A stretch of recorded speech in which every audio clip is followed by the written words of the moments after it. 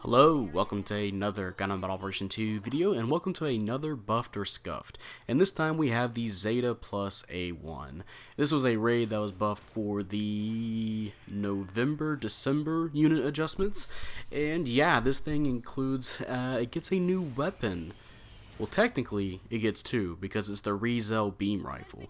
We'll get into that here in a second. If you guys aren't aware what the Buffed or Scuffed series is, it's a little small series I've been doing, which will probably grow in time with more unit adjustments, where we take a look at older suits that have been buffed recently, and depending on special circumstances where maybe a major suit or like a recent suit gets a major rework, or if a kind of a newer suit gets something new, like something new weapon-wise that kind of changes the way the suit is. We'll take a look at that as well. Now, I don't know about doing the one on the unicorn. If you guys want me to talk about it, let me know in the comment section. But we're looking at the Zeta A1 right now because this suit has a new weapon that actually makes this a pretty damn consistent, along with other smaller buffs on this thing. Now, we always talk about what the suit was, how it was before it got buffed, and with this suit, it was it was honestly just a very simple raid. It was something that you had your stun, it used the Haikushiki beam rifle, and you get a stun, and then you have really high melee damage, and it was a very, very destructive melee attack because yeah, you can damn near one combo supports from just two downswings. The downswing is really, really dreaded for damage at this at its cost, right? The issue was that it was a little bit too simple for its own good, where other suits at 600 can just dish out so much damage with either multiple weapons or, you know, something like a heavy attack with the EH, the Girazulu EH, or, you know, just has more going on with it besides just a stun and melee. Which, don't get me wrong, again, it's really strong on this suit, but it was kind of it was just kind of, you run in, you get a hit in, and then you kind of zoom up, kind of like a hit and run suit, right?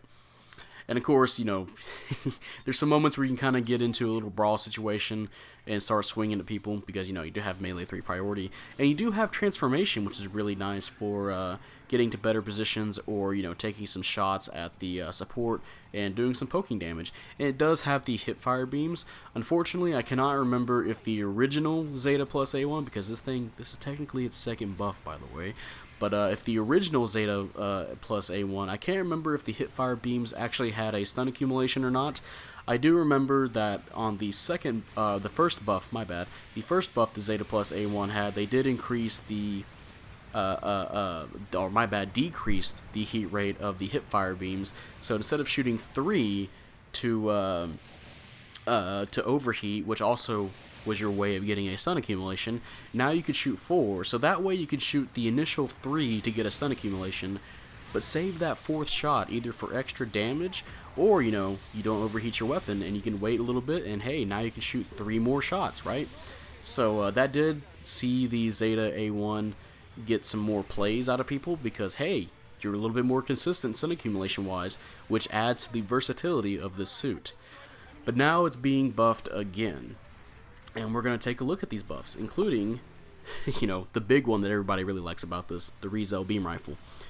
But let's look at some of its win rates real fast, where, yeah, the 600 suit had a 48.5% win rate.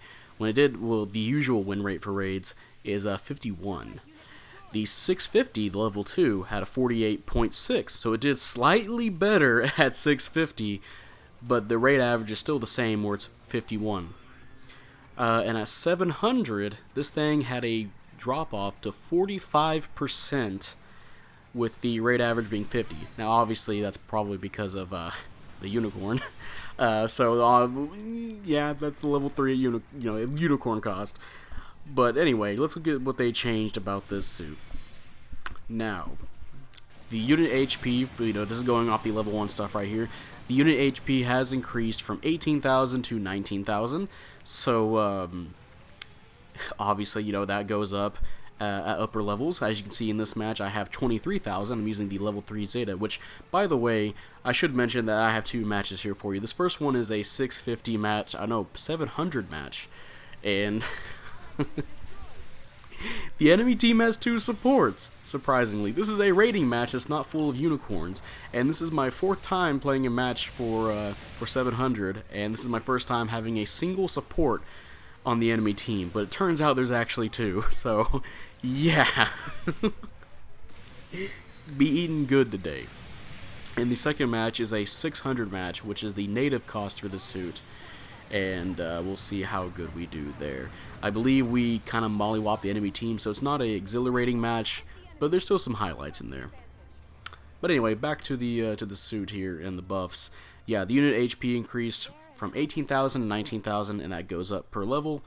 The unit 1 also changes its assault booster level 1 to assault booster level 2. An assault booster is a skill where if you normally, when you jump in this game, you have to get somewhere high, you have to charge your jump a while, right? Raids, it will actually take a shorter amount of time to charge their max height jump. And along with this, they also get the ability to tank a instant stun, I think maybe a few. Stun accumulation still work on it, and heavy staggers still take them out. But, you know, normally just chasing a support at height, it'll be more advantageous for them to go after them. But, yeah, so that changed to a level 2. The level 2 skill, unit booster level 1, is also changed to level 2. And I believe the level 3, if I look down here, went to level 3. So yeah, that's pretty nice for, you know, just a nice little simple buff. The Unit 2 Enhanced Tackle level 4 went to level 5, and of course, same for the level 3, that went to level 4 as well, so you do a little bit more damage when you tackle somebody. Your unit speed on the 700 suit is now 135 instead of 130, so you walk faster. That's nice. You also get the Reaction Booster Program level 1. That means your turning speed has been increased by 3. So, they say reticle response, but yeah, your turning speed increased by 3. You also have Thruster Output increased level 2 on the 700 suit. And that way, it's kind of a way to make it keep up with raids at that cost. It does give it a 10 plus 10 on its boost speed. So instead of having 220, you have 230, and again, that just lets you keep up with the other suits at 700 raid-wise, and you know, just how fast they are. That way, you can keep up with the suits at that cost, speed-wise. Anything else here? The 700 suit also, instead of having wing special cushioning level 2, now gets level 3.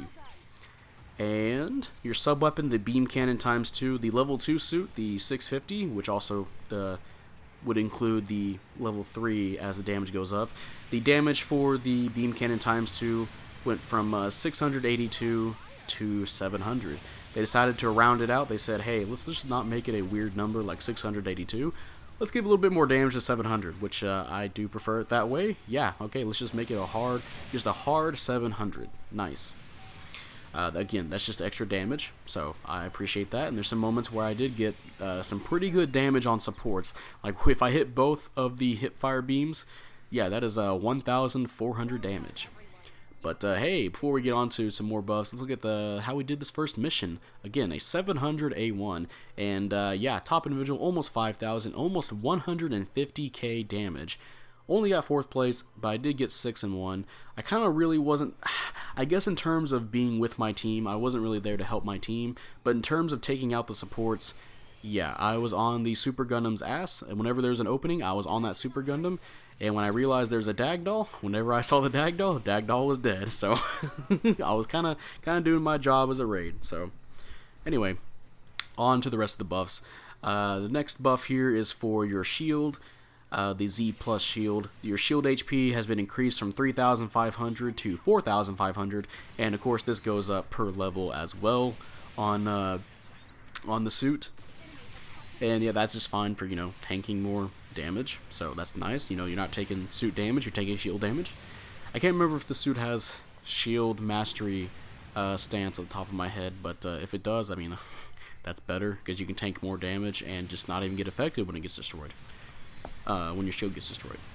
But alright, now we're on to the big thing that everybody's excited for this suit having, the Rezel beam rifle. Now, technically, the rifle by itself is worse than the Haikushiki beam rifle that this suit normally uses.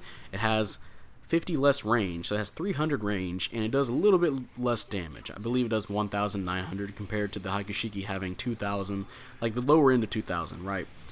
But what makes this really good is that you can charge this weapon, I believe you're about to see here, you can charge it to hit a good mile away, and it does increase your damage output significantly. It does take up 2 shots though, but it also gives you an extra melee weapon, and this gives you the beam spear.